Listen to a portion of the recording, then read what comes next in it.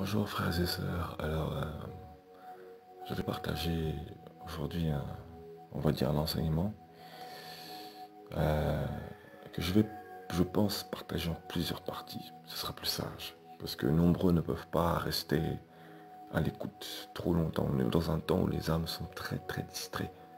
Voilà. Donc, Apocalypse chapitre 9. Le cinquième ange sonna de la trompette, et je vis une étoile qui tomba du ciel sur la terre, et la clé du puits de l'abîme lui fut donnée à cet ange. Et il ouvrit le puits de l'abîme, et une fumée monta du puits, comme la fumée d'une grande fournaise, et le soleil et l'air furent obscurcis par la fumée du puits. Des sauterelles sortirent de la fumée du puits, et se répandirent sur la terre. Et il leur fut donné un pouvoir comme le pouvoir qu'ont les scorpions de la terre. Et il leur fut dit de ne pas faire de mal à l'herbe de la terre, ni à aucune verdure, ni à aucun arbre, mais seulement aux hommes qui n'avaient pas la marque d'Élohim sur leur front. Et il leur fut donné non de les tuer, mais de les tourmenter pendant 5 mois. Et le tourment qu'elle causait était comme le tourment que cause le scorpion quand il pique un homme. Et en ces jours-là, les hommes chercheront la mort, mais ils ne la trouveront pas. Et ils désireront mourir, mais la mort fuira loin d'eux. Ces sauterelles ressemblaient à des chevaux préparés pour la guerre, et sur leur tête, il y avait comme des couronnes semblables à de l'or, et leurs faces étaient comme des faces d'hommes. Elles avaient les cheveux comme des cheveux de femmes, et leurs dents étaient comme des dents de lion. Elles avaient des cuirasses comme des cuirasses de fer, et le bruit de leurs ailes était comme le bruit des chars à plusieurs chevaux qui courent à la guerre. Elles avaient des queues armées d'aiguillons, comme des scorpions, et c'est dans leur queue qu'était le pouvoir de faire du mal aux hommes pendant 5 mois. Elles avaient sur elles comme roi l'ange de l'abîme, dont le nom en hébreu est Abaddon, mais en grec son nom est Apollyon. Le premier malheur est passé, et voici venir encore 2 malheurs après celui-ci. Alors voilà, je partage ce passage parce que nombreux, malheureusement, j'ai entendu même des pasteurs et même des prophètes dire que on est qu'à la quatrième, on est qu'au quatrième, cinquième ou sixième saut. Voilà. Faut vraiment bien relire la parole. Il y a même une chaîne avec des milliers d'abonnés qui suivent qui le dit. Et c'est terrible parce que en fait, c'est pour ça que nos assemblées sont mortes, que les chrétiens ne sont pas assez disciplinés, qu'ils ne sont pas assez éveillés, voilà, qu'ils ne sont pas assez équipés, parce qu'ils sont mal enseignés malheureusement. Et, voilà, je suis allé dans ce passage-là parce que nombreux n'ont même pas conscience qu'on est à la 6e trompette déjà, malheureusement. Et c'est pour ça donc que les assemblées ne se lèvent pas, qu'il n'y a rien en fait, parce qu'ils prennent tout leur temps. On prêche beaucoup l'enlèvement de l'Église, enfin pour ceux qui le prêchent encore, bien évidemment. C'est pas tout le monde qui le fait malheureusement aujourd'hui. On néglige, on méprise beaucoup ça. Voilà. Voilà. Mais on prêche qu'on est au 5e saut, ou je sais pas combien. Alors que on est déjà à la 6e trompette. Hein. Donc voilà. Alors, je vais pas non plus m'éterniser sur nombreux passages, mais surtout sur des passages qui m'ont vraiment interpellé il y a 2 ans de ça. Et j'ai vraiment pas du tout demandé au Saint-Esprit vraiment de me conduire là-dedans. Je posais même pas la question au Saint-Esprit, mais je l'ai reçu comme ça. Gloire à Yeshua, toute la gloire lui revient vraiment. Donc voilà. Donc on parle de sauterelles. On parle de sauterelles. Sauterelles sortir de la fumée du puits et se répandir sur la terre. Et il leur fut donné le pouvoir qu'ont les scorpions de la terre. Bref. Voilà, normalement les sauterelles, ça dévore la verdure, les arbres, etc. Là, non, même pas. Non. Mais au contraire, seulement les hommes qui n'avaient pas la marque d'Elohim sur leur front. Alors la marque d'Elohim sur le front, c'est bien évidemment le sceau. Le sceau et le front représentent la pensée. Donc, ça symbolise tout simplement la pensée d'Elohim. Donc l'esprit, ceux qui ont gardé en eux, dans la pensée, l'esprit de Christ, l'esprit du Mashiach. Donc ils ont gardé en eux voilà, la pensée du Mashiach. Voilà, vraiment, ils ont gardé précieusement la parole, vraiment. Voilà. C'est ça en fait. Il leur fut donné le pouvoir, non de les tuer, mais de les tourmenter pendant 5 mois. Voilà. Alors, je vais passer encore ce passage-là. Voilà. Et en ces jours-là, les hommes chercheront la mort, mais ils ne la trouveront pas. On est vraiment dans des temps où beaucoup d'âmes maintenant cherchent à se suicider. Ils sont à bout. Voilà. Même des enfants du Seigneur, à la base. Voilà. Parce que nombreux sont à la recherche de nourriture, ils n'en trouvent plus. On est vraiment dans une soif pas possible. Vraiment, et c'est terrible, quoi. Vraiment, c'est vraiment terrible, quoi. Voilà. Voilà. Donc, moi, je partage vraiment ceci vraiment pour avertir les âmes, parce que aujourd'hui, vraiment, on prêche n'importe quoi. Et les âmes sont prêtes à tout entendre, parce qu'on est dans un temps vraiment désertique, où les âmes soient assoiffées. Et du coup, on leur donne n'importe quoi. On leur donne tout et n'importe quoi. Voilà. Alors donc, on peut voir à partir du verset 7, c'est là où vraiment c'est important. Et c'est d'ailleurs, c'était remarqué hein, que la mort, au verset 6 encore, hein, désolé, en ces jours-là, les hommes chercheront la mort, mais ils ne la trouveront pas. Ils désireront mourir, mais la mort fuira loin d'eux. Parce que beaucoup d'âmes parmi ces âmes sont appelées à être sauvées. Beaucoup sont appelés à être sauvés. C'est ça en fait. Voilà. L'ennemi vient euh, euh, tenter leur chair. Voilà. Ils viennent tenter leur chair. Voilà. Et c'est parce que l'Esprit du Seigneur va vraiment se déposer sur eux. Mais ils ont du mal. Ils ont du mal à recevoir la pensée du Mashiach. Alors, l'Esprit du Seigneur, la main du Seigneur, le Elohim Yahweh permet que, qu'il soit tenté au suicide. Mais la main du Seigneur est là. C'est pour les pousser en fait à se repentir, à reconnaître la vraie parole. Voilà, tout simplement. Voilà. Euh, voilà. Chercheront la mort, mais ils ne la trouveront pas. Et beaucoup sont poussés au suicide, mais la mort fuira loin d'eux. Mhm. Donc maintenant, c'est parce qu'en fait simplement le Seigneur veut vraiment veut vraiment qu'ils reconnaissent leur état de péché, leur état de vie. Voilà.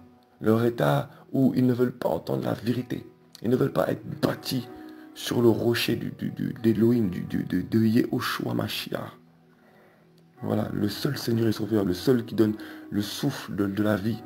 La vie, c'est-à-dire celle de marcher. Je ne parle pas du souffle, parce que même les païens ont un souffle. Même ceux qui sont appelés à la destruction ont un souffle de vie.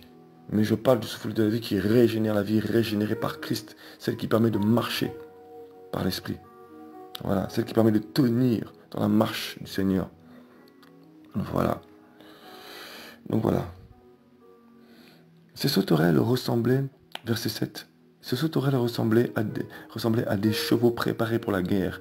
Et sur leur tête, il y avait comme des couronnes semblables à de l'or. Et leurs faces étaient comme des faces d'hommes. Alors, je vais pour l'instant là, juste m'arrêter là rapidement. Elles ressemblaient à des chevaux préparés pour la guerre. C'est-à-dire qu'elles ressemblaient à des chevaux préparés pour la guerre. Elles ressemblent. Voilà. Et quand on remarque bien dans l'Apocalypse, il y a des chevaux qui sont là. Il y a des chevaux qui sont là. Et voilà, et ils balancent des sentences. Ce sont des chevaux sur lesquels il y a des cavaliers. Donc ce sont des armées puissantes. Voilà. Et, euh, et donc elles sont semblables à des chevaux préparés pour la guerre. Et sur leur tête, il y avait comme des couronnes. Beaucoup, je vous dis beaucoup, ont pour apparence, ils donnent pour apparence des guerriers, des guerrières dans le Seigneur. Mhm. Ah oui, beaucoup. La religion donne beaucoup de guerriers dans l'esprit, soi-disant. Dans l'apparence, pardon. Voilà. Et d'ailleurs, dans beaucoup d'églises, vous voyez, hein, qu'on envoie le feu à tout bout de champ, qu'on intercède jusqu'à fatiguer. Voilà. Bah, c'est honorable d'intercéder, mais il faut intercéder, je dis pas. Mais qu'est-ce que tu reçois du Seigneur quand tu jeûnes? Est-ce que tu changes? Est-ce que ton cœur change? Est-ce que ta pensée pour Mashiach évolue? Mhm.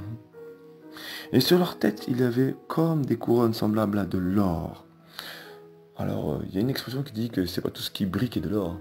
Et, et, j'avais entendu un frère il y a quelques mois de ça qui disait dans un enseignement que j'avais entendu que ça représente l'efficacité parce que elles sont couronnées parce qu'elles sont déjà, en fait, ça prouve leur efficacité. Voilà. Voilà. Elles ont déjà leur récompense parce qu'elles sont efficaces. Voilà. Mais il y a aussi donc cette haute interprétation, c'est que elles sont semblables à de l'or. Leurs couronnes sont semblables à de l'or. Mais c'est pas tout ce qui brille qui est de l'or. Voilà. C'est pas tout ce qui brille qui est de l'or. Et leurs faces étaient comme des faces d'hommes. Alors c'est là c'est terrible. Justement, voilà. D'où vraiment le fait que je parlais tout à l'heure qu'elles sont, elles ressemblent à des chevaux préparés pour la guerre. Ça veut dire que, euh, euh, en apparence, elles sont préparées pour la guerre. Donc on voit qu'elles sont vraiment des guerriers, des guerrières. Voilà. Elles ont comme des couronnes semblables de l'or. Vraiment, c'est vraiment, voilà, on dirait qu'elles ont de la valeur, elles ont des récompenses, on dirait qu'elles ont l'onction. Ces personnes-là, elles sont là. Mhm. Voilà, elles sont équipées. Donc on va vers elles. C'est l'onction en apparence. Et, et, et leurs faces étaient comme des faces d'hommes. Donc elles, c'est encore semblable. Mais en fait, ce sont des démons, tout simplement. Voilà. Si elles sont comme des faces d'hommes, c'est que elles ne sont pas des hommes. C'est que ce sont des démons. Tout simplement. Alors je ne dis pas que tous les hommes que vous allez voir sont des démons. Non, c'est pas là où je veux en venir. C'est que parfois, on devient tellement religieux qu'on en est sectaire. Et c'est un esprit qui rend les gens sectaires. C'est parce qu'ils se sont fait juste envoûter. C'est un envoûtement. Voilà. La sorcellerie, c'est pas que d'aller voir des fétiches, des gars des affaires. Ah non. Et les envoûtements, la sorcellerie, ça marche aussi dans les assemblées, beaucoup. Mhm. Voilà. Voilà. Donc ce sont pour beaucoup des démons. En fait, elles ont juste besoin de délivrance, c'est tout. Voilà. Elles avaient les cheveux comme des cheveux de femmes. Ah, c'est terrible, là, vraiment. Elle avait les cheveux comme des cheveux de femme. Voilà. Et quand on regarde bien, excusez-moi, mais quand on regarde bien, on voit aujourd'hui qu'on est dans une génération où, en fait, tout est dans l'apparence. Voilà, comme des cheveux de femme. Ça veut dire que c'est l'esprit du féminisme, l'esprit du sentimentalisme, l'esprit vraiment où la femme veut être mise en avant. Elle doit être mise en avant, elle est mise en avant. Elle exerce la fonction de l'enseignement aujourd'hui. Mhm. Et leurs dents étaient comme des dents de lion. Voilà. Et, waouh, non, vraiment, c'est terrible. C'est-à-dire qu'elles sont là et elles dévorent, donc elles dévorent les proies. Combien de femmes même ont pris la place de l'homme dans les assemblées? Combien? Combien maintenant sont enseignées pour enseigner les hommes maintenant? Combien? Vraiment, waouh. D'où tout est apparence. Vous voyez bien aujourd'hui que nombreuses femmes se lèvent. Et je dis pas les femmes, c'est pas interdit aux femmes de prêcher, mais dans les rues, à l'évangéliser, parler d'un témoignage. Il n'y a pas de souci. La femme a reçu ses fonctions. Elles ont reçu le Saint-Esprit. Il n'y a pas de souci. Mais la femme n'est pas faite pour enseigner. Qu'on le veuille ou non, qu'on rejette cette parole-là ou non, c'est pas mon problème. Voilà. Parce que vous voyez bien que beaucoup de femmes se lèvent. Beaucoup de femmes peuvent apporter le réveil par le feu. Le feu est donné aussi à la femme, hein, bien évidemment. Voilà, bien évidemment. Mais il ne lui a pas été donné le don de la doctrine, d'enseigner la doctrine. Voilà. Au travers de l'exhortation, elle peut ramener une âme à la doctrine. Hein. Au travers d'une prophétie, elle peut ramener une âme à la doctrine. Il n'y a pas de souci. Mais il ne faut pas tout mélanger. Voilà. Voilà.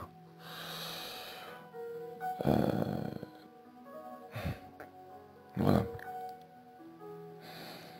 Donc, elles avaient pardon, des cuirasses comme des cuirasses de fer. Donc, euh, euh, il y a aussi, on parle aussi de l'âge de fer dans le livre de Daniel et tout là. On parle du royaume, des royaumes là. Il y a aussi ceux qui représentent le fer. Voilà. Donc, ce sont des guerriers, des guerrières. Mhm. Donc, elles représentent les cuirasses de fer, c'est qu'elles vont à la guerre. Ces sauterelles, elles vont à la guerre. Mais, elles vont à la guerre, mais, comment dire ça mais en fait, voilà, tout n'est qu'apparence, quoi. Et la cuirasse, ça ressemble pas, ça fait pas penser à la cuirasse de la justice, la cuirasse. La cuirasse, euh, donc, les vrais enfants du Seigneur ont la cuirasse de la justice, mais elles ont la cuirasse de fer, donc du combat. Voilà. Donc elles sont parées à la guerre. Mhm. Voilà. Donc en apparence, elles ont une apparence de justice. Mais tout ce qu'elles veulent, c'est la guerre. C'est tout ce qu'elles veulent. C'est tout la guerre, c'est tout ce qu'elles veulent. Mais elles ne veulent pas la justice. Il faut faire attention à ça. Et remarquons bien, dans l'évangile actuel, c'est beaucoup la guerre, la guerre, la guerre, la guerre, la guerre. Beaucoup, beaucoup de guerre. Alors oui, mais le combat, la guerre qu'on a, c'est contre le spirituel. Et beaucoup font la guerre inutilement. Des guerres qui ne sont même pas données par le Seigneur. Mais par contre, quand on va dans le monde, là, il n'y a plus de guerre, il n'y a plus rien. Là, on reste endormi, c'est pas le temps, on attend le temps du Seigneur, quoi. Et le bruit de leurs ailes était comme le bruit des chars à plusieurs chevaux qui courent à la guerre. Donc voilà, donc en fait, en apparence, c'est comme le bruit des chars à plusieurs chevaux qui courent à la guerre. En fait, c'est-à-dire qu'en apparence, elles vont à la guerre. Et je vous dis, c'est rempli d'assemblées comme ça. Rempli d'assemblées comme ça. Où elles courent à la guerre, on court à la guerre, on court à la guerre. On prie, on brise ça, on brise ça. On envoie le feu là, on envoie le feu là. Mais regardez bien, il y a plein de quartiers qui ne sont pas évangélisés, des petites âmes vite fait, puis on est content pour ça. Beaucoup en apparence, beaucoup d'apparence, beaucoup. Mais il n'y a rien. Beaucoup. Nous on dit qu'il y a le réveil. Non, c'est pas comme ça. Elles avaient, verset 10, elles avaient des queues armées d'aiguillons, comme les scorpions. Et c'est de leur queue qu'était le pouvoir de faire du mal aux hommes pendant 5 mois. Voilà. Donc, je vais m'arrêter là. Je vais m'arrêter là. Que le Seigneur soit béni. Et je partagerai la suite. Voilà. Toute la gloire vient à Yoshua. Voilà. Alléluia. Alors, bonjour bien-aimés. Donc, soyez bénis au nom de Yoshua. Je vais donc partager la suite concernant le livre de Apocalypse chapitre 9 au sujet de l'ange de l'abîme, Apollyon. Voilà. Alors, j'avais récemment appuyé sur les sauterelles dans ce passage. Voilà. Elles ressemblaient, donc ces sauterelles, Apocalypse chapitre 9 à partir du verset 7. Ces sauterelles ressemblaient à des chevaux préparés pour la guerre et sur leur tête, il y avait comme des couronnes semblables à de l'or. Donc j'avais bien précisé donc il peut y avoir plusieurs types d'interprétations selon l'esprit aussi, selon l'équipement de chacun, selon l'appel de chacun, bien évidemment. J'avais écouté un enseignement sur un frère qui parlait de ceci et il disait également, et c'est vrai, que le fait qu'ils aient comme sur leur tête des couronnes semblables à de l'or, c'est parce que ils sont efficaces, donc ils ont déjà leur couronne, ils ont déjà leur récompense. Mais il y a aussi une autre interprétation, et c'est là où justement je veux aller plus en profondeur par la grâce du Seigneur Yoshua. Voilà, il y a 2 ans de ça, le Seigneur m'avait inspiré là-dessus. Et là-dedans, je vais devoir aller dans l'histoire, en fait, vraiment dans l'histoire. Donc, gloire à Yoshua. Donc, leurs faces étaient comme des faces d'hommes, j'avais précisé, parce qu'elles sont comme des faces d'hommes, mais en vérité, ce sont des démons. Voilà. Enfin, je dis pas forcément que les gens sont des démons nés humains. Je parle de personnes qui ont besoin de délivrance, tout simplement. Voilà. Ils ont laissé des portes ouvertes, quoi. Voilà. Manque de connaissances, etc. Mauvais enseignements, tout ça. Voilà. Elles avaient des cheveux comme des cheveux de femmes. Voilà. Donc je parlais donc la dernière fois comme quoi il y avait l'esprit aussi du féminisme, du sentimentalisme, beaucoup d'émotions. Voilà, la pensée de la femme qui était beaucoup mis en avant parce qu'il y a l'amour, etc. Mais dans l'amour, il y a aussi la justice, faut pas oublier, et la vérité, surtout. Voilà, l'amour dit les choses avec sagesse, etc. Mais elle réprimande quand même. Notre frère Paul ne blaguait pas. Yoshua encore moins, parce que c'est le Seigneur, le roi des rois, il ne blaguait pas. Voilà, même s'il faisait les choses avec sagesse et amour, sans briser non plus les cœurs, quoi. Voilà, il faut quand même dire les vérités. Voilà. Et c'était également aussi l'esprit de Jézabel aussi, voilà. L'esprit de Jézabel rentre comment par la corruption, par l'esprit d'Akab. Voilà, donc l'esprit de Jézabel, c'est forcément la sorcellerie, tout ce qui est manipulation, l'en passe, quoi. Voilà, la domination de la femme, tout ça, quoi. Sentimentalisme, mensonge, tromperie. Voilà. Et donc leurs dents étaient comme des dents de lion. Et certainement dans le prochain partage que je vais faire, par la grâce du Seigneur, j'utiliserai le livre de Joël, du prophète Joël. Parce que le Seigneur récemment m'a vraiment parlé de ça, c'est pour ça que j'ai vraiment eu le désir de partager ceci. Voilà. Parce que le livre de Joël est vraiment un livre vraiment qui préfigure aussi en partie l'Apocalypse, en certaines parties aussi, voilà, comme la plupart des livres de prophètes, bien évidemment. Voilà.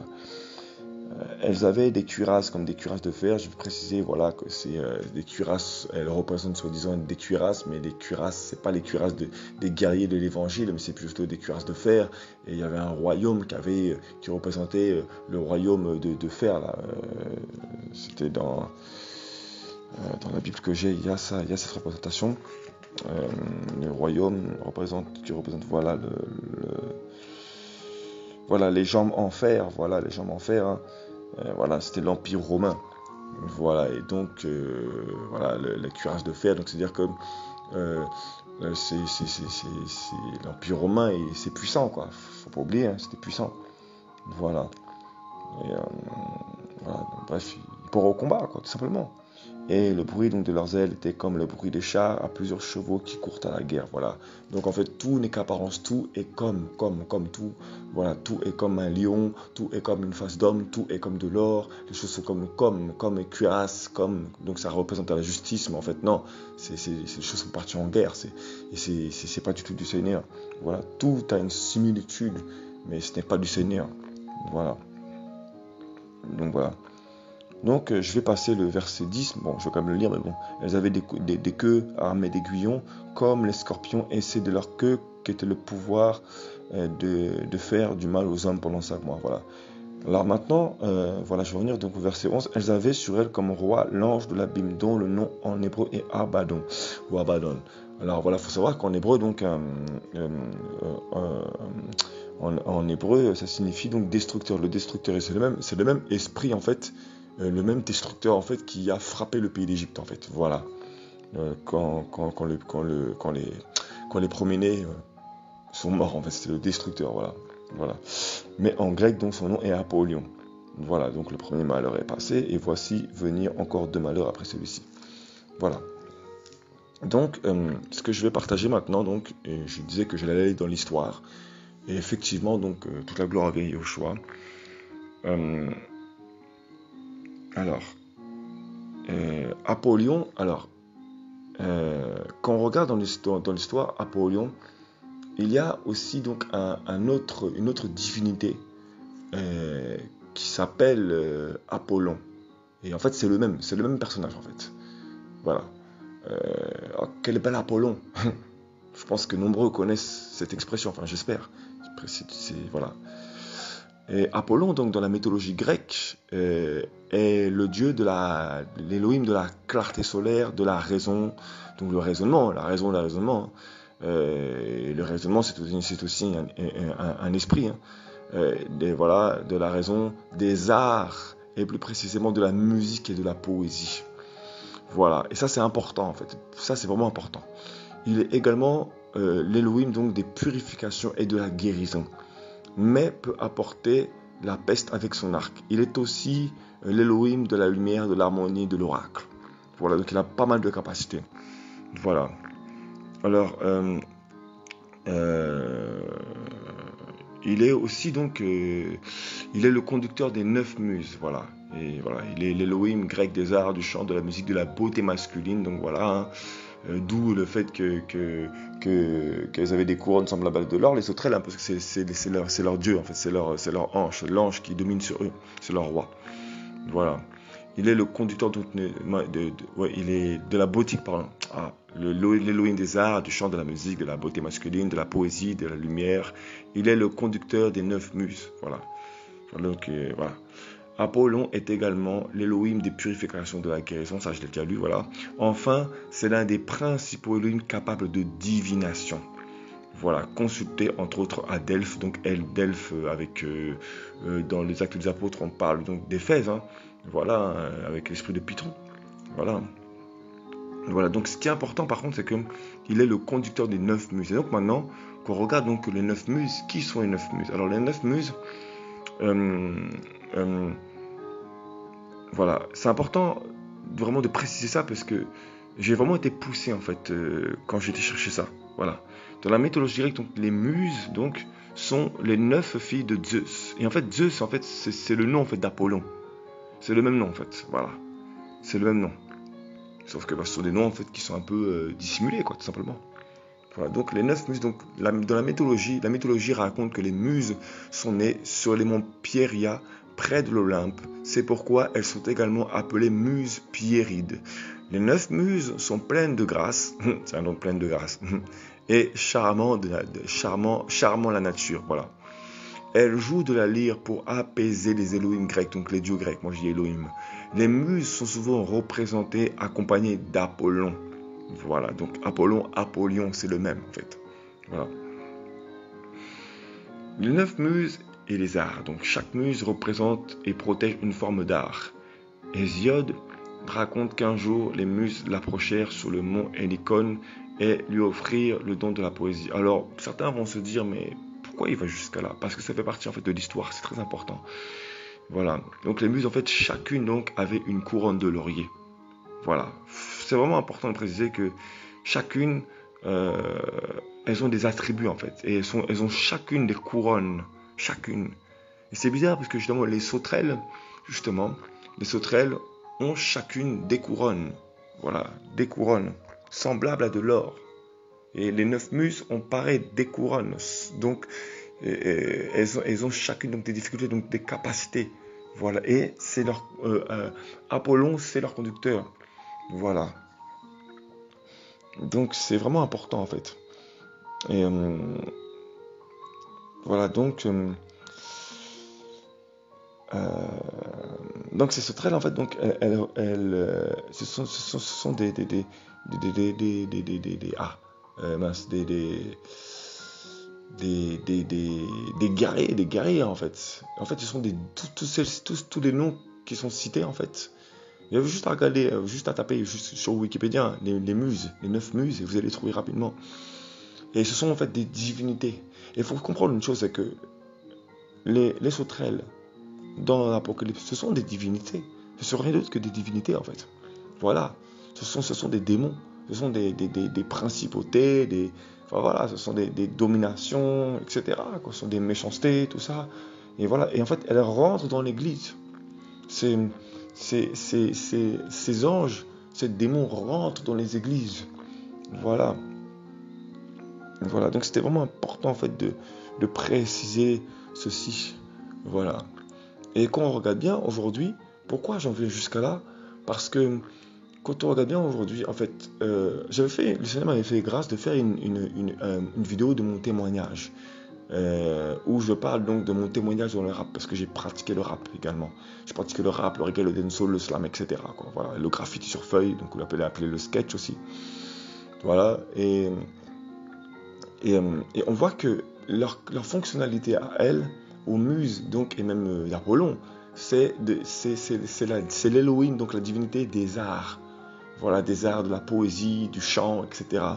Et ben, qu'est-ce qu'on a fait rentrer dans l'église actuelle? Zouk, rap, compas, soi-disant céleste, excusez-moi, mais voilà. Euh, euh, enfin bref, plein de choses comme ça, quoi. Du théâtre pour le Seigneur, pour toucher les âmes. Voilà. Hein. Parce qu'en fait, on n'a plus la révélation du ciel. Et les apôtres avant ne touchaient pas comme ça, les disciples avant ne touchaient pas comme ça les peuples. Ils allaient, c'était leur témoignage qui allait convaincre les nations de péché. Voilà. C'était leur comportement qui touchait les nations, qui étaient bien du Seigneur. Et donc ça prenait forcément du temps. Voilà. Et quand vous allez regarder les 9 muses, et ben chacune donc une faculté. Donc dans le lyrics, le théâtre, même la divination d'ailleurs. C'est pour ça qu'il y a aussi beaucoup de faux prophètes, des gens qui reçoivent des visions. Et voilà. Et beaucoup de choses qui se passent. Beaucoup d'émotions, etc. Hein. Voilà. Et donc les sauterelles en fait, comment dire ça? Elles ont toute l'apparence en fait d'être des guerrières. Et regardez bien, hein, quand vous regardez dans la chrétienté actuelle, qu'est-ce qu'il y a? on vient et on dit qu'on proclame, qu'on marche sur Satan. Je suis désolé, mais regardez, hein, nos clips ne sont pas différents de ceux du monde. Hein. La seule différence, c'est qu'on dit Jésus, on dit le Seigneur, c'est tout ce qu'on fait.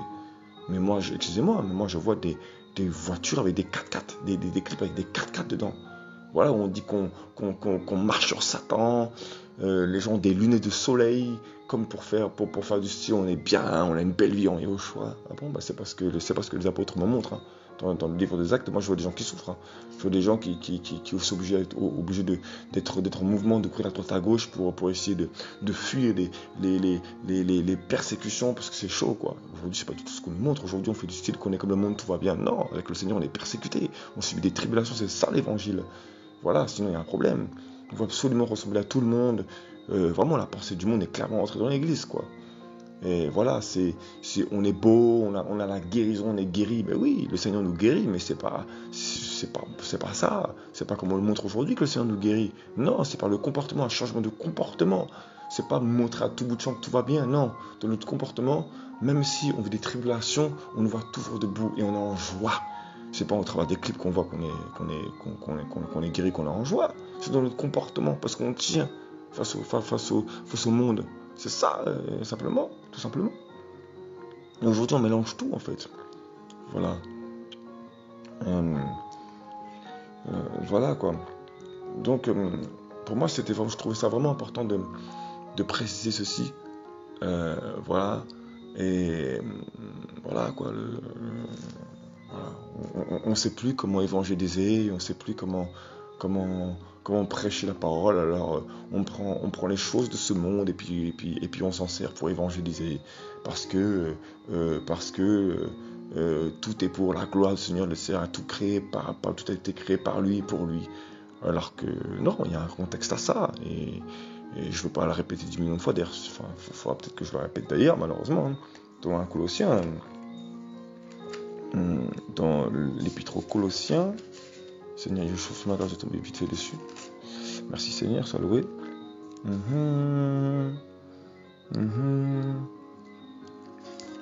Voilà. C'est Colossiens ou Corinthiens ça? Ah, c'est Corinthiens, mince. Merci Seigneur. Colossiens. Voilà. Chapitre 1, verset 16. Car par lui ont été créées toutes les choses qui sont dans les cieux et sur la terre.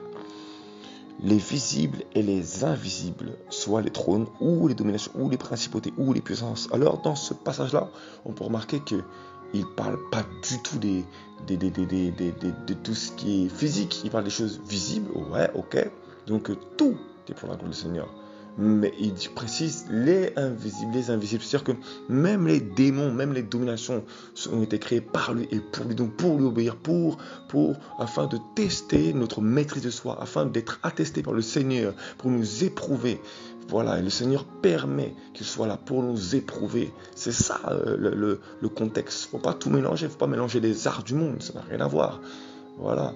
Et aujourd'hui, on fait tout et n'importe quoi pour amener les âmes à Yahushua, tellement on n'a plus la révélation du ciel, tellement on ne laisse même plus la place au Saint-Esprit.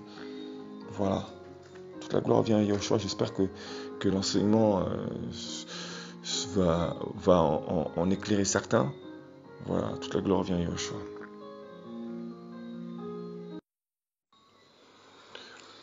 Bonjour, bien-aimés. Alors, voilà. Je vais donc faire la suite du partage concernant l'ange de l'abîme, la venue de l'ange de l'abîme, donc Apollyon, autrement appelé Abaddon, le destructeur. Voilà, alors récemment, donc j'avais donc partagé concernant donc les sauterelles, j'avais pu expliquer que les sauterelles donc sont les 9 muses, elles représentent les 9 muses, donc les 9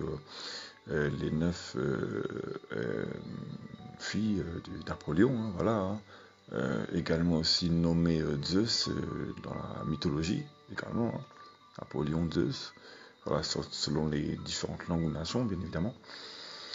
Voilà, parce qu'il y a certaines divinités qui ont des noms différents selon les nations, selon les langues. Voilà. Et donc j'avais pu donc expliquer par les recherches, bien évidemment, que ces 9 muses donc avaient chacune des facultés. Donc ces sauterelles donc avaient comme des couronnes semblables à de l'or, voilà. Voilà, donc ça représente un peu donc voilà que sont efficaces aussi, on avait pu comprendre aussi. Et pas seulement ça, mais aussi que c'est pas tout ce qui brille et d'or aussi également, hein. Voilà. Qu'elles avaient, comment dire ça, elles étaient armées, quoi, en tout cas bien équipées, hein, préparées pour la guerre, voilà, hein. Elles avaient comme des faces d'humains. Enfin voilà, on avait pu voir en fait que c'était des démons, tout simplement des dominations qui étaient lâchées. Voilà, et elles sont là donc pour préparer, elles étaient là pardon pour préparer le chemin de Apollyon, donc le destructeur, voilà. Et je voulais donc faire ce message cette fois-ci donc pour quelque chose de bien précis encore, enfin précis encore, je veux dire, voilà, pour quelque chose de oui, bien précis, quoi, pas besoin de dire encore. Voilà. Toute la gloire vient au choix. Alors, je vais prendre donc à partir du verset 3, Apocalypse chapitre 9, verset 3. Et les sauterelles sortirent de la fumée du puits et se répandirent sur la terre. Et il leur fut donné un pouvoir comme le pouvoir qu'ont les scorpions de la terre. Voilà. Voilà. Et il leur fut dit de ne pas faire de mal à l'herbe de la terre, ni à aucune verdure, ni à aucun arbre, mais seulement aux humains qui n'avaient pas la marque d'Elohim sur leur front. Donc on avait pu dire que la marque d'Elohim, c'est c'est donc la pensée, voilà, c'est le front, ça symbolise la pensée. Donc c'est parce que c'est par la pensée que viennent nous attaquer donc l'ennemi. Voilà.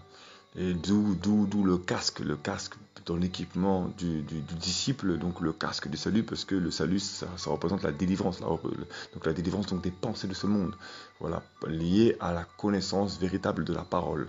Voilà, voilà. Lorsque nous obéissons à l'esprit, à la pensée du Christ, nous rejetons toute pensée venant de l'ennemi, bien évidemment.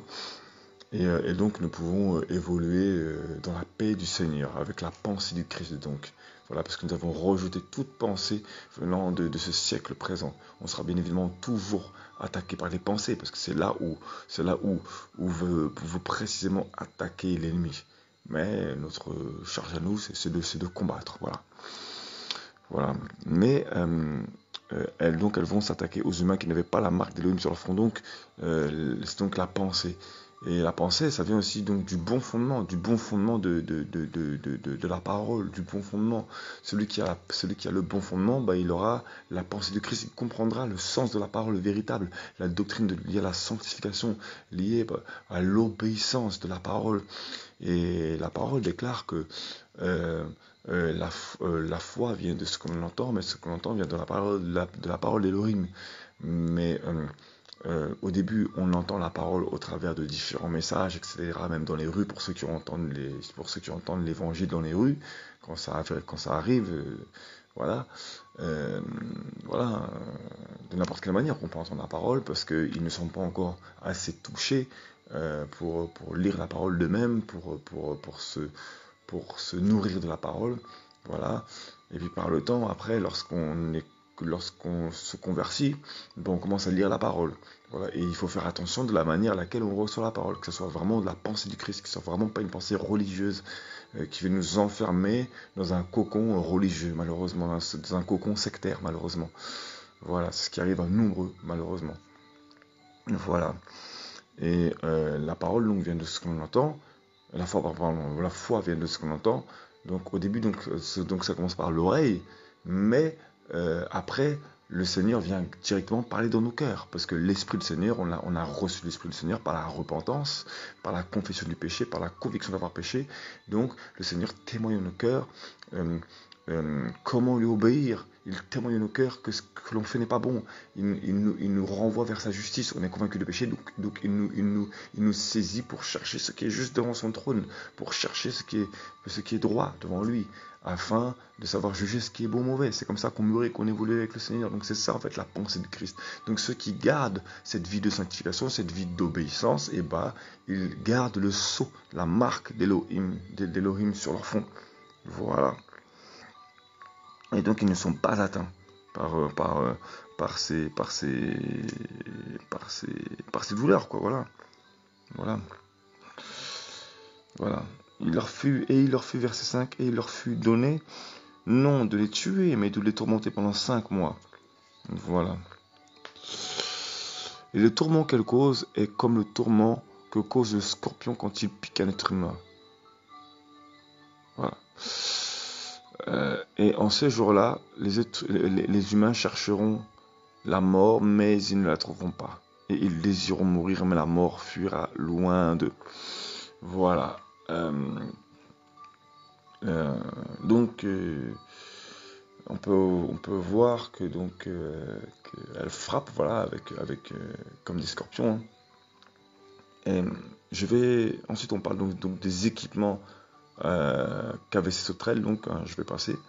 Je vais aller directement au verset 10, parce qu'on en a déjà parlé. Et au verset 10, il est précisé, et elles avaient des queues armées d'aiguillons, comme les scorpions, et c'est dans leur queue qu'était le pouvoir de faire du mal aux humains pendant 5 mois. Voilà. Alors, c'est là où je voulais vraiment en venir, parce que quand je partageais récemment concernant les sauterelles, etc., et l'état des assemblées actuelles, l'état de l'église actuelle, malheureusement, qui est malheureuse, quoi, l'état de l'église, malheureusement, actuel,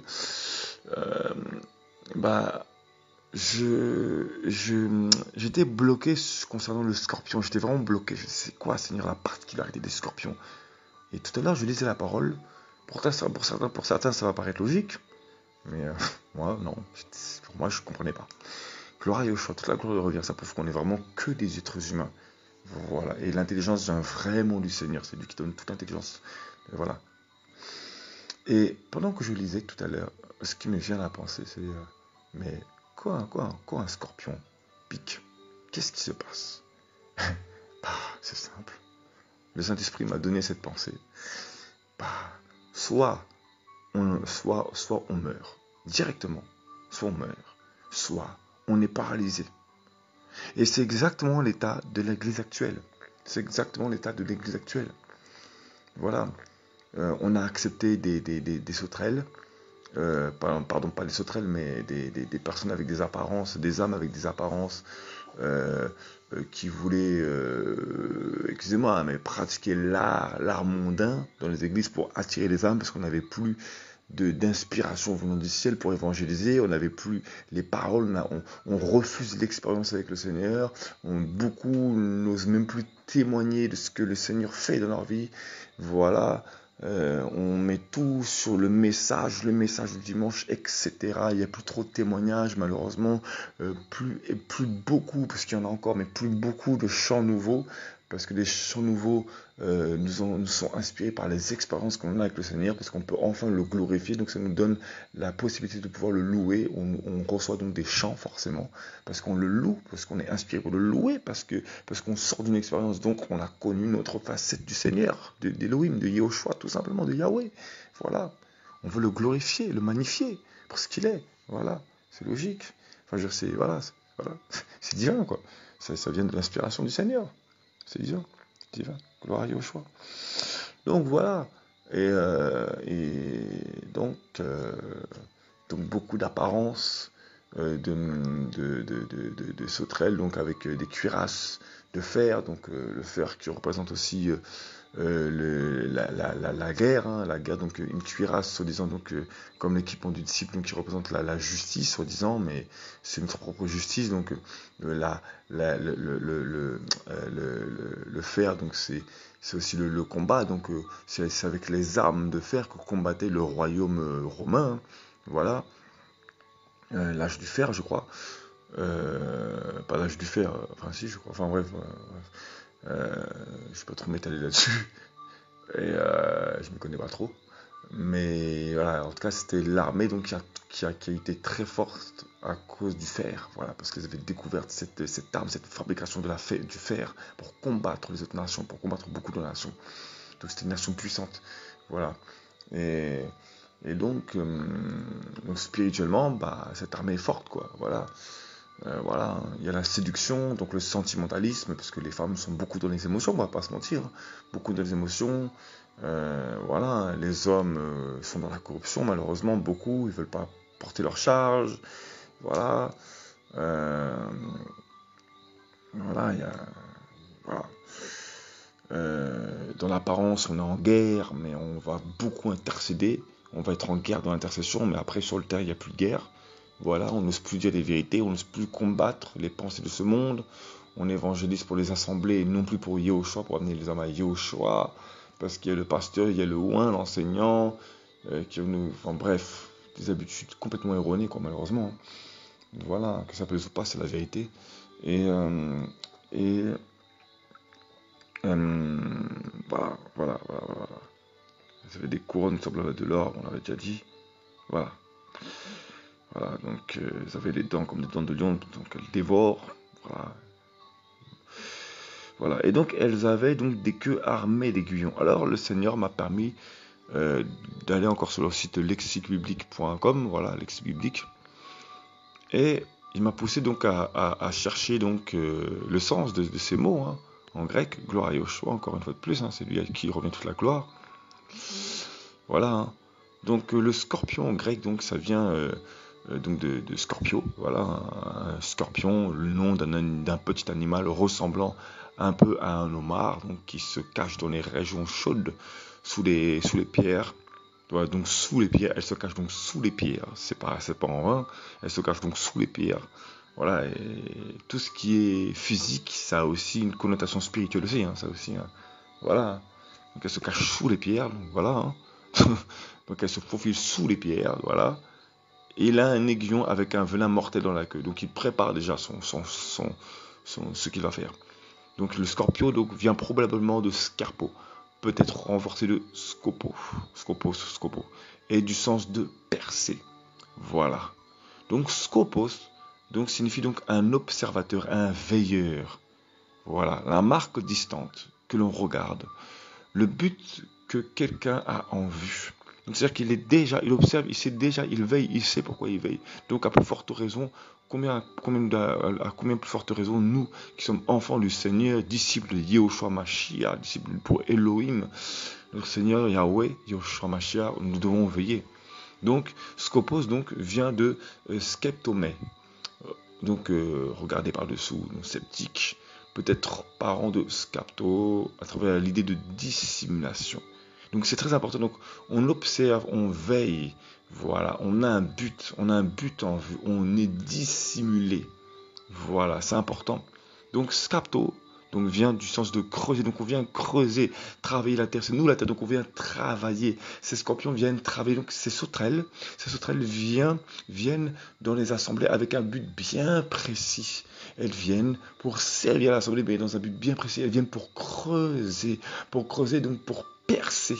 Voilà, quand on perce, on fait quoi? On fait un trou. Bah oui, on fait un trou. Voilà. Donc c'est pour tuer. Voilà. Donc ça vient donc j'ai dit donc de scapto, scapto à travers l'idée de dissimulation. Voilà. Donc on vient creuser. On vient vraiment avec l'objectif de creuser. Et skepasma, voilà, skepasma, ça signifie donc une couverture. Voilà. Spécialement des vêtements. Donc on vient avec un vêtement, une couverture. Donc on vient couvert, on vient dissimuler, couvert, sous une couverture. Donc on vient pour un but bien précis. On vient dissimuler. On vient dissimuler pourquoi? Pour piquer.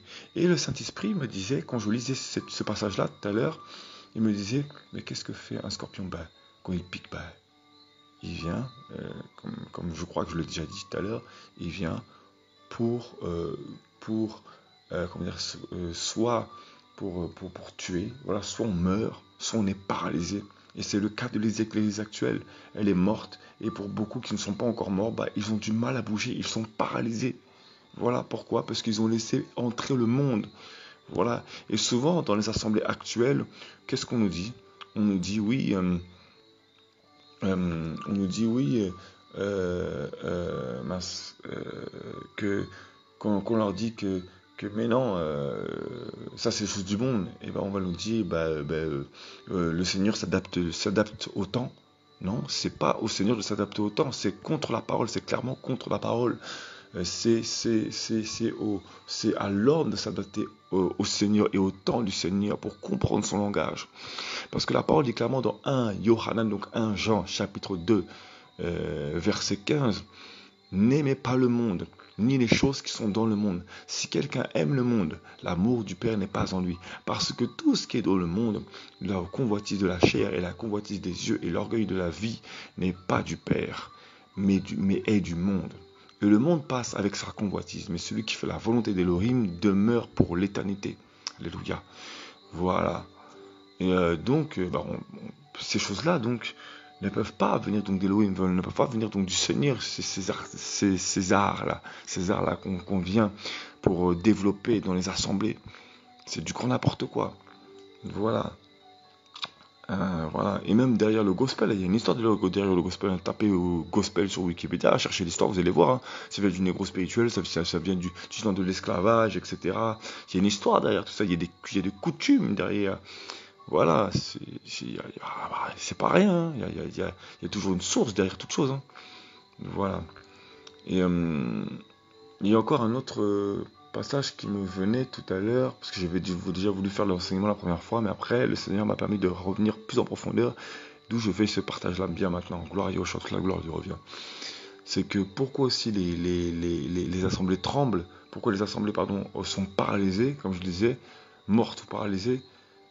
Pour celles qui ne sont pas mortes, elles sont paralysées parce que la parole dit dans Psaume 91 que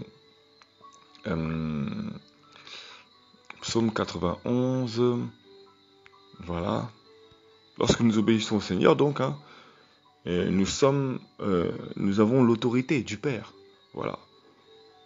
Mais lorsqu'on nous obéit, la parole dit que Psaume 91, verset 5. Tu ne craindras ni les terreurs de la nuit, ni la flèche qui vole le jour, ni la peste qui marche dans les ténèbres, ni la destruction qui dévaste en plein midi. Que 1000 tombent à ton côté et 10 000 à ta droite, elle n'approchera pas de toi.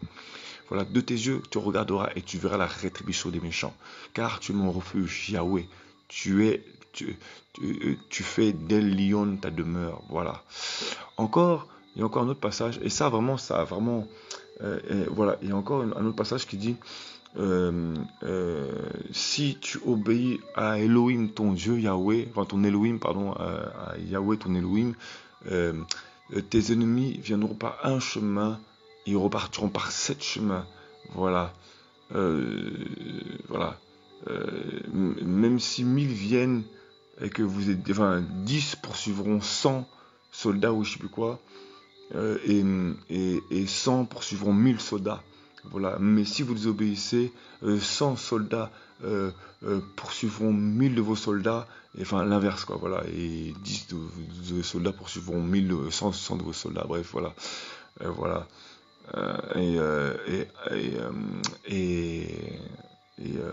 Tes ennemis viendront par un chemin, ils repartiront par 7 chemins parce qu'ils seront dans la confusion. Mais si jamais nous on est dans la désobéissance, l'ennemi viendra par un chemin et nous repartirons par 7 chemins parce que nous serons dans la confusion. Nous ne saurons même pas par quel chemin repartir, tout simplement parce que nous serons perturbés, nous serons troublés par la désobéissance à cause de la rébellion et la désobéissance, tout simplement.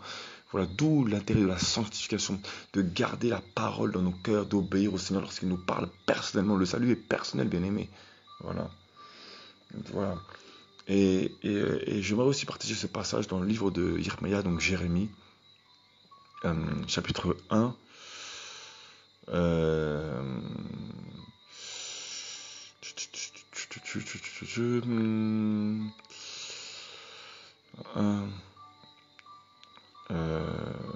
Saint-Esprit, fais-moi grâce, papa. Tu m'avais montré le verset tout à l'heure.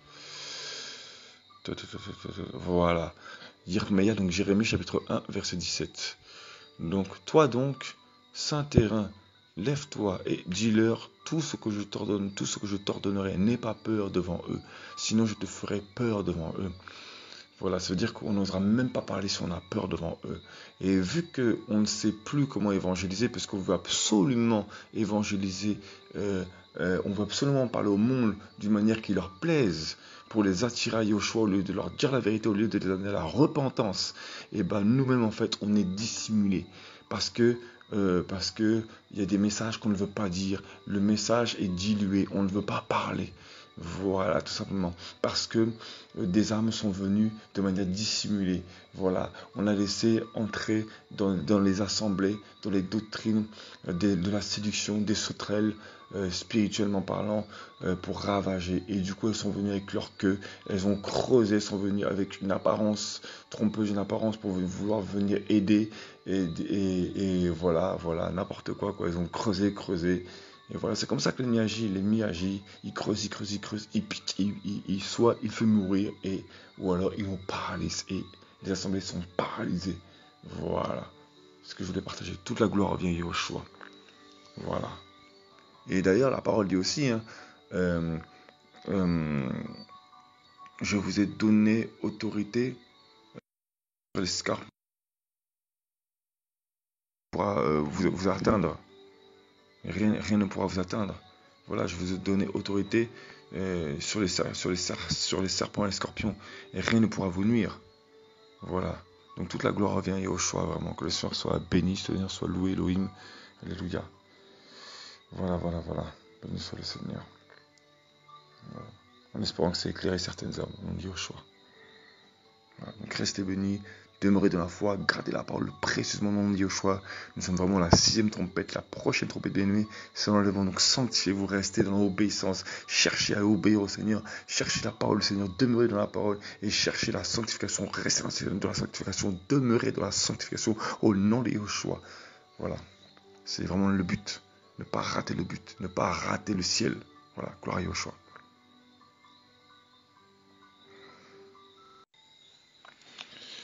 Bonjour bien-aimés, alors restez bénis, au nom de Yoshua. Donc voici la 3e partie de partage, l'enseignement concernant l'ange de l'abîme, donc Apollyon. Voilà. Donc récemment, j'avais parlé des sauterelles,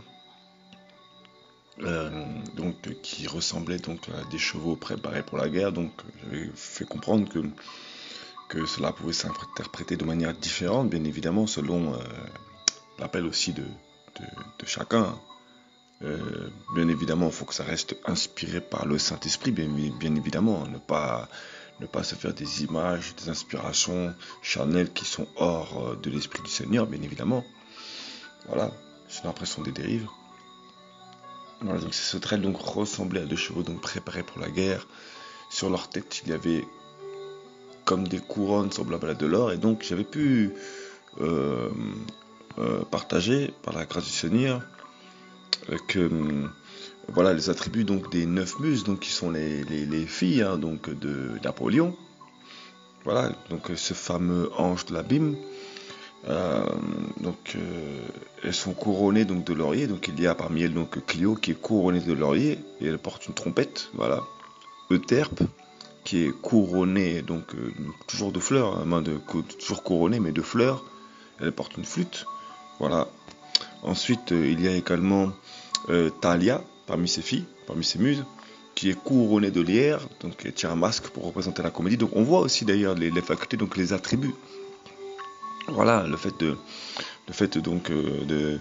porter une trompette, voilà, certains instruments, voilà, l'autre elle porte une flûte, donc c'est des instruments de musique, voilà. L'autre elle tient un masque pour représenter la comédie, la dissimulation, voilà. Aujourd'hui, qu'est-ce qu'on voit aujourd'hui dans les assemblées, on fait du théâtre, de la comédie, etc., pour attirer des âmes à Christ, soi-disant. Voilà, on peut être inspiré pour faire des films, bien évidemment, ça peut toucher si c'est inspiré par le Saint-Esprit. voilà, mais faire du théâtre, etc. Bon, voilà.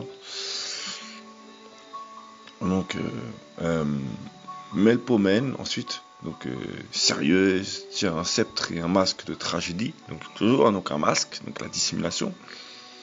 Voilà, tient un sceptre, donc voilà. Elle a déjà un certain pouvoir. Terpsichore, donc, qui est couronné encore de Kirlande. Hein. Elle tient donc une lyre pour égayer les éléments grecs, les dieux grecs. Voilà. Erato donc porte également une lyre et se couronne de roses et de myrte. Voilà. Donc toujours une couronne. Hein.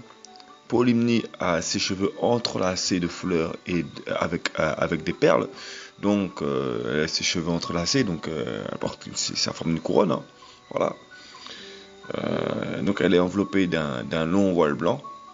Voilà. Uranie est couronnée d'étoiles encore. Et elle tient un globe représentant un astre. Donc voilà. Parfois des instruments de mathématiques. Voilà. Donc chacun a sa particularité vraiment. Calliope tient un poème épique et parfois une trompette ou des tablettes. Voilà, donc, donc beaucoup de gens font des poèmes pour attirer les gens au Seigneur, etc. Ouais, on en passe, hein, voilà. Donc beaucoup de similitudes avec les temps actuels. Hein. Donc le lyriciste, etc. Beaucoup de choses qui sont vraiment similaires, voilà. Donc, Cléo, donc aussi, j'avais mal précisé aussi qu'elle porte donc, c'est la muse de l'histoire. Voilà. Donc Euterpe, donc c'est la musique. Hein, voilà, donc voilà. Thalia, donc c'est la comédie. Melpomène, donc la tragédie. Terpsichore, donc la poésie lyrique et la danse, hein, comme j'avais dit tout à l'heure. Voilà. Voilà. Erato. D'ailleurs, je crois que c'est un nom, je crois, Erato, ça me dit quelque chose, il y a un nom, je crois. Non, bon, bref.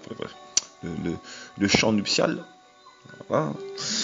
Polémie, donc le pantomime et la rhétorique, donc c'est typique vraiment grec, donc la rhétorique grecque, vraiment c'est typique, hein. Voilà. Donc Uranie, donc l'astronomie et l'astrologie, voilà, c'est ça, c'est ce qui accompagne en fait hein, leur attribut, voilà, donc elles ont chacune leur efficacité, voilà. Donc l'astronomie et l'astrologie, donc d'où le fait qu'on regarde les étoiles et puis on commence à voilà, voir plein de choses, les gens font les voyants, etc. Voilà. Calliope, donc la poésie épique. Voilà. Chacun leurs attributs. Voilà. Et donc toutes ces filles-là, hein, donc comme j'avais pu partager, donc ce sont les filles d'Apollon. Voilà, les 9 muses. Donc voilà. Et donc en fait chacun vient apporter leur faculté. Et quand on va dans les églises aujourd'hui, bah chacun va apporter du sien, quoi. Chacun est médecin. Hein. Donc il y a plein de professeurs à tout bout de champ, on donne des versets à tout bout de champ pour rien, pour tout n'importe quoi, avec des visions, etc. Voilà. Hein. Voilà. Et puis, comme je disais, donc des chevaux donc préparés pour la guerre, se ressemblaient à des chevaux préparés pour la guerre, donc on va envoyer le feu à tout bout de champ. Donc, en apparence, on est préparé pour la guerre, soi-disant. Hein. Voilà, et puis il n'y a rien. Voilà, hein. Donc beaucoup de choses. Hein. Voilà. Bref. Donc, et comme je l'avais dit dans l'autre première partie, je crois, hein, elles avaient donc les cheveux comme des cheveux de femmes, et leurs dents étaient comme des dents de lion. Voilà. Hein. Y a qu'à regarder aujourd'hui, comme je disais. Hein. Voilà, les femmes veulent enseigner, les hommes ne veulent pas se lever, les hommes ne prennent pas les choses au sérieux. Pour beaucoup, hein, heureusement, il y a des hommes quand même qui font la différence, bien évidemment, dans cette génération, mais beaucoup ne reflètent pas vraiment l'exemple de Yoshua, quoi. Voilà. Donc elles viennent et elles dévorent, elles prennent la place, à tout bout de champ, elles dévorent. Voilà, et pourtant, leurs motivations ne sont pas mauvaises pour autant, leurs motivations sont bonnes, elles veulent vraiment servir le Seigneur. Mais la femme doit savoir rester à sa place. La femme a été établie pour s'occuper des enfants à la maison et elle va être sauvée par le fait de maintenir et de respecter sa charge jusqu'au bout en tant que enseignante dans sa famille pour ses enfants et pour les enfants des autres si elle garde d'autres enfants, bien évidemment même dans une assemblée si elle garde d'autres enfants, si elle tient bien sa charge, tout simplement, c'est ça. Voilà. Ensuite, elle peut toujours exhorter dans l'église, etc. C'est une forme d'enseignement. Prophétiser, c'est une forme d'enseignement. Voilà, ça enseigne tout ça. Voilà, il n'y a pas de souci. Elles avaient des cuirasses comme des cuirasses de fer, voilà. Hein. Et c'est important aussi de dire que, que qui est derrière la bête? Derrière la bête, c'est la prostituée, derrière la bête. Donc ce sont des sauterelles, elles ont une apparence comme des cheveux de femme. Elles avaient des cuirasses comme des cuirasses de fer, et justement la cuirasse, donc ça représente aussi la cuirasse de la justice, donc ce qui fait partie de l'armure du disciple de Yahushua. Voilà. Et qui est au sommet, qui est posé sur la bête? C'est la prostituée. Qui est la prostituée? Donc voilà. Hein. Voilà, donc l'Empire romain qui a des jambes en fer, et donc, voilà, hein, pour avancer, donc elle a sa propre justice, voilà, et c'est solide. Voilà, hein, on peut pas lui lancer des flèches comme ça, parce qu'elle est solide, mine de rien. Voilà, c'est l'Empire romain règne beaucoup dans la vision évangélique actuelle, et même dans d'autres visions de la chrétienté, parce qu'en fait, c'est de l'Empire romain d'où a été issu l'évangile actuel, voilà, parce que faut pas croire, hein, les dominations, du temps de Yahushua, du temps des disciples de Yahushua, donc qui étaient dominés par les principautés, les seigneurs, enfin bref, par les dominations, quoi.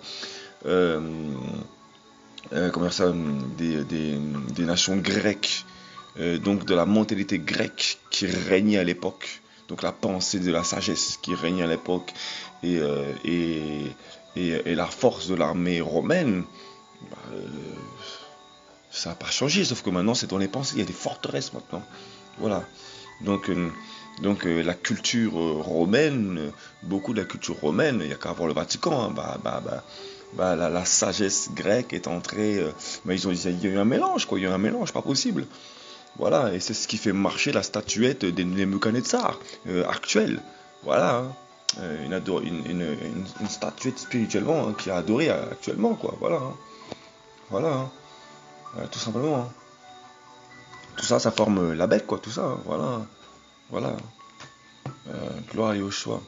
Voilà, donc le bruit de leurs ailes était comme le bruit des chars à plusieurs chevaux qui courent à la guerre. Et qu'on regarde actuellement, comme je dis, tout ça c'est des semblants. Voilà. Et donc c'est pour ça que j'ai montré dans l'autre partie, dans la seconde partie de l'enseignement du partage, des images de certains rappeurs. C'était pas du tout pour leur jeter la pierre et pour les condamner, mais c'était pour dire voilà dans quel temps nous sommes aujourd'hui. C'est du grand n'importe quoi. Voilà. Voilà, il n'y a plus de différence, on différencie plus maintenant les artistes mondains et les disciples actuels. Il n'y a plus de disciples, hein. Les disciples maintenant c'est devenu des artistes, il n'y a plus de disciples. Voilà, voilà quoi. Voilà, Yahushua n'est même plus mis en avant, même sur les affiches. Quand il y a des séminaires, c'est pareil, il n'y a même plus Yahushua, on voit des hommes, des femmes qui sont mis en avant, leurs photos, etc. C'est du grand n'importe quoi. Et on nous dira oui, mais à l'époque des disciples, il n'y avait pas tout ça, donc c'est normal, faut évoluer avec le temps. Non, non, non, non. Justement, ce sont toujours des prétextes. Faut toujours trouver un prétexte pour avoir raison, malheureusement, c'est l'orgueil de l'homme, ça. C'est que justement, pourquoi à l'époque il n'y avait pas c'est comme des pierres taillées, hein, c'est la même chose, ce sont des images toujours toutes faites. Voilà, pourquoi en fait? Parce qu'à l'époque, justement, la pensée de Christ, la pensée des Mashiach, justement, c'était que les nations soient touchées par le comportement des disciples. Tout simplement, c'était par les comportements des disciples, hein, que les nations étaient convaincues de péché. Tout simplement, hein. Ils voyaient que leur comportement n'était pas du tout pareil que ceux des autres nations, et ils comprenaient que le témoignage de Yahushua était vivant. Simplement, qu'ils avaient cet esprit de vérité, c'était vivant. Voilà. Et donc nous aujourd'hui on a tout semblable à des guerriers, mais en fait on regarde bien l'évangile actuel, voilà. Hein. Bref. Donc voilà. Alors maintenant je vais aller dans le livre de Joël, chapitre livre de Joël tout simplement, pas besoin de chapitre. Hein. Voilà, on va voir un peu la similitude, parce que récemment le Seigneur m'a vraiment amené vraiment à ce livre très récemment. Moi-même j'étais vraiment très surpris. Je m'y attendais pas du tout. Voilà. Ça m'a vraiment inspiré. Hein. Donc chapitre 1. Voilà, Yoel, donc Joël, chapitre 1. La parole de Yahweh qui vint à Joël, fils de Pétuel, ancien.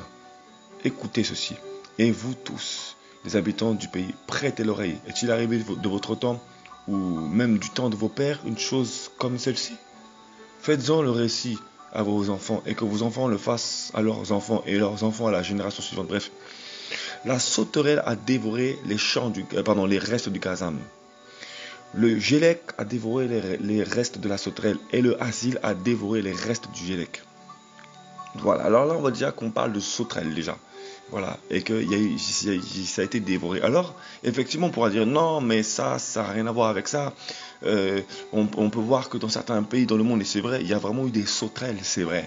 Mais tout ce qui se passe physiquement, ça a déjà été effectué spirituellement. Voilà, il n'y a rien de physique qui n'a pas déjà été effectué spirituellement. Voilà. Donc, la sauterelle a dévoré a dévoré les restes du gazam, ou gazon, je sais pas comment dire, je pense que c'est gazam, bref. Voilà. Le gélec a dévoré les restes de la sauterelle. Donc en fait, ce que le gazam n'a pas dévoré, ces restes ont été dévorés par la sauterelle. Ce que la sauterelle n'a pas dévoré, les restes ont été dévorés par le gélec. Et donc ce que le gélec n'a pas dévoré est dévoré ensuite donc par le asile. Et le asile a dévoré les restes du gélec. Voilà. Et maintenant ce que je vais partager, c'est vraiment pour avertir maintenant. Je vous dis beaucoup d'assemblées là qui ont réouvert. Le Seigneur va les raser, ça va fermer. Parce que le Seigneur ne leur a jamais demandé de rouvrir. Verset 5. Ivrogne, réveillez-vous et pleurez. Et vous tous, buveurs de vin, hurlez à cause du vin nouveau, parce qu'il est retranché de votre bouche. Là, le Seigneur me faisait vraiment comprendre que beaucoup, en fait, ivrogne, réveillez-vous. Donc, vous qui prenez le vin de la prostitution, réveillez-vous au lieu de vous saouler et de prendre sommeil. Réveillez-vous. Vous qui donnez pour l'apparence d'être réveillé, de vous lever pour faire des combats soi-disant. Réveillez-vous et pleurez. Vous tous buveurs de vin, donc les ivrognes. Donc. Alors, il parle de ceux qui prennent le vin de la prostitution. Voilà, hurlez à cause du vin nouveau. Pourquoi? Parce qu'il est retranché de votre bouche. Pourquoi? Parce que le vin nouveau, donc, à chaque saison, il y a donc une nouvelle, comme rosée, on va dire, un nouveau message. C'est-à-dire que le message de l'évangile reste le même, mais les temps avancent et les trompettes sonnent, les sons ont sonné, les trompettes ont sonné, les trompettes continuent à sonner jusqu'à la dernière, bien évidemment. Et donc à chaque saison, à chaque chamboulement, à chaque trompette, chaque trompette, il y a des chamboulements. Donc derrière les chamboulements, il y a un message. Derrière chaque saison, donc il y a une régénération, parce que derrière chaque combat, il faut que le corps de Christ soit régénéré. Et donc pour qu'il soit régénéré, il faut que tout ce qui est ancien, tout ce qui est, excusez-moi, mais pourri, tout ce qui est souillé, rouillé, il faut que ce soit arraché, retranché. Voilà. Parce qu'il faut que le corps puisse marcher. Donc tout ce qui est pourri, tout ce qui est vieux, il faut qu'il soit retranché. Parce que sinon le corps ne peut pas marcher, le corps est régénéré. Voilà. Tous ceux qui restent avec l'ancien, le vieil homme ne peuvent pas évoluer malheureusement. Il faut briser, se débarrasser du vieil homme. Voilà. Voilà. Et beaucoup en fait n'en veulent pas. Voilà, beaucoup veulent de la religion, absolument, etc. Voilà, donc en fait le vin nouveau est retranché de la bouche. Donc ils ne peuvent pas recevoir le nouveau message, ils ne peuvent pas. Voilà. C'est pour ça que dès qu'il y a quelqu'un qui vient avec un message, mais qu'est-ce qu'il dit? Et beaucoup sont surpris, sont chamboulés. Parce qu'ils ont du mal à comprendre. Et seuls ceux qui veulent être sélectionnés, qui ont la crainte d'Elohim, vraiment du Seigneur Yahushua, Yahweh, ils pourront avancer. Voilà, donc verset 6, donc, car une nation puissante et innombrable est montée contre mon pays. Voilà. Elle a les dents d'un lion et les mâchoires d'un vieux lion. D'autres versions disent elle a les dents d'un lion et les mâchoires d'une lionne. Parce que la lionne, c'est celle aussi qui part à la chasse. Voilà. Voilà, la lionne, c'est celle qui rapporte bref, c'est qu'elle a été chassée, quoi. Voilà, donc c'est tranchant, elle a une mâchoire. Voilà. Elle a réduit ma vigne en désert et a ôté l'écorce de mes figuiers. Le figuier en général, ça représente aussi, on va dire, l'église. Voilà. Donc, l'église, la parole dit que lorsque l'été vient, c'est là où le figuier, vous reconnaissez, le figuier, le fruit qui devient mûr. tendre et mûr. Voilà. Elle les a dépouillés, elle les a dépouillés et les a abattus. Leurs branches sont devenues blanches, toutes blanches, pardon. Lamente-toi comme une jeune fille qui se ceint d'un sac pour pleurer le mari de sa jeunesse. Alors, en fait, le Seigneur parle vraiment d'une vraie repentance. Les chants, l'offrande et la libation sont retranchées de la maison de Yahweh, et les prêtres qui font le service de Yahweh mènent le deuil. Voilà. Les champs, verset 10, les champs sont ravagés, la terre est dans le deuil, parce que le blé est détruit, le vin est tari et l'huile est desséchée. Voilà. Il n'y a même plus d'huile, c'est sec. Les laboureurs sont confus. Bref, il n'y a qu'à lire, pour ceux qui veulent vraiment lire, il n'y a qu'à lire la suite, vous allez voir. Gloire à Yoshua, vraiment. Voilà. Ensuite, et vraiment, ça m'a vraiment interpellé, parce que quand j'ai vu la sauterelle, le Seigneur avait déjà enseigné en 2018, il y a 2 ans de ça, par rapport aux sauterelles et par rapport au lion. Voilà, le lion, tout ça. Et là, j'ai lu ça, je me suis dit, attends, mais ça me dit quelque chose, ça. Et là, tout de suite, ce qui m'est venu à l'esprit, Apocalypse chapitre 9, boum. Et là, je me suis dit, waouh, Seigneur. Voilà, parce que je vous dis, il y a beaucoup d'âmes qui disent qu'on est, non, on est au 5e saut, 4e, 5e, 6e saut. Je vous dis là, fuyez, ceux qui vous disent ça, fuyez, on est à la 6e trompette. Voilà, le Seigneur m'a ramené à ça parce que parfois je me pose moi-même la question, parce qu'on voit tellement de gens qui sont détournés, qui enseignent n'importe quoi. Le Seigneur m'a remis à l'ordre, m'a rappelé à l'ordre. Gloire à Yoshua. Voilà. Et ensuite au chapitre 2, donc il repart encore sur ce passage-là, et il dit que tous les habitants, verset 1, donc chapitre 2, verset 1, sonnez du chauffard en Sion et sonnez avec un retentissement bruyant dans la montagne de ma sainteté. Que tous les habitants du pays tremblent. Car le jour de Yahweh vient, car il est proche, jour de ténèbres et d'obscurité, jour de nuée et de brouillard. Il vient comme l'aurore s'étend sur les montagnes. Voilà, bon, voilà, je vais aller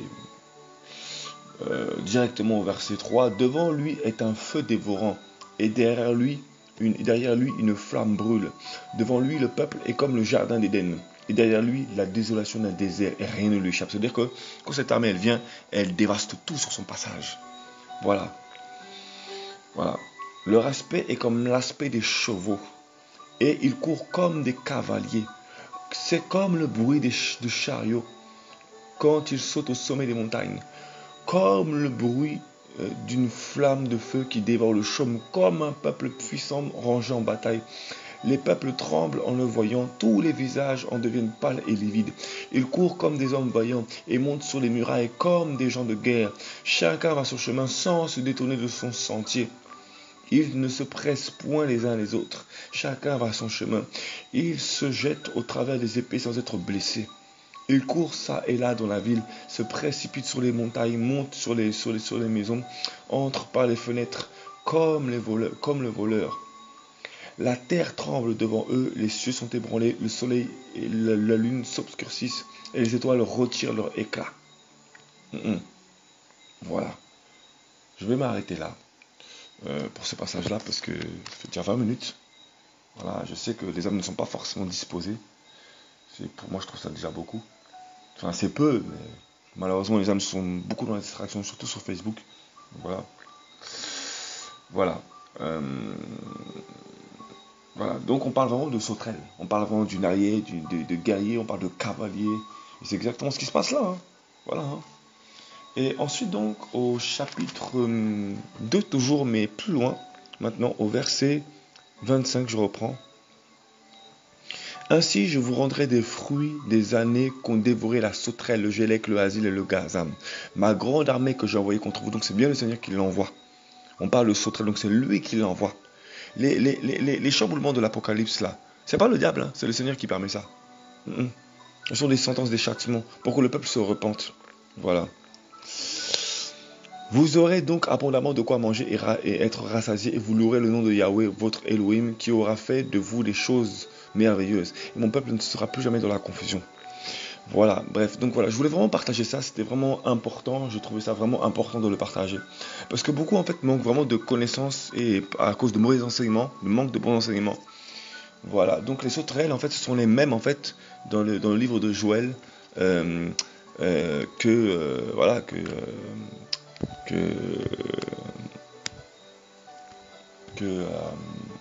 dans l'Apocalypse chapitre 9, ce sont les mêmes. Voilà. Donc, que le Seigneur vous bénisse au nom de Yoshua, vraiment, en espérant que ça a pu éclairer certaines âmes, vraiment.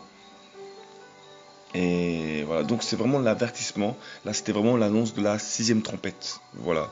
Je sais pas si je vais faire une 3e partie, je vais voir comment une 4e partie, je sais pas. Je vais voir comment le Saint-Esprit m'inspire. Que le Seigneur soit béni. Voilà. Au nom de Yoshua. Donc là, c'est vraiment la prochaine, c'est vraiment la 7e trompette qui vient. L'enlèvement de l'église. Voilà.